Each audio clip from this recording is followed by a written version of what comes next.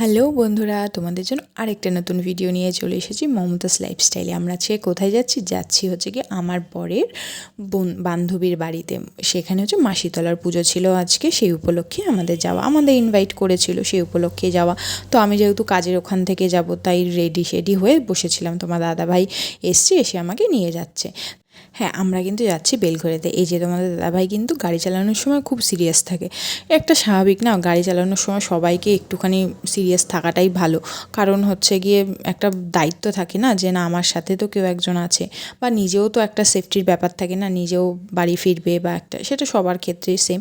তো তোমাদের দাদাভাই কিন্তু খুবই ভালোভাবে কিন্তু সাবধানে বাইকটা চালায়। আমিও অবশ্য বারবার বলি যে না সে একটু সাবধানে চালাবে। এই যে তারপরে একটু আবার যখন ভিডিও নিয়েছিলাম তখন বলছিলাম একটু হাসো, বন্ধুরাও তো একটু দেখতে চাইছে। তো চলে গেছি। এবার এই যে চলে এসেছি কিন্তু আমার বান্ধবীর বাড়িতে, মানে আমার বান্ধবী বলবো না, আমার বরের বান্ধবী, তো আমারও বান্ধবী একই হলো।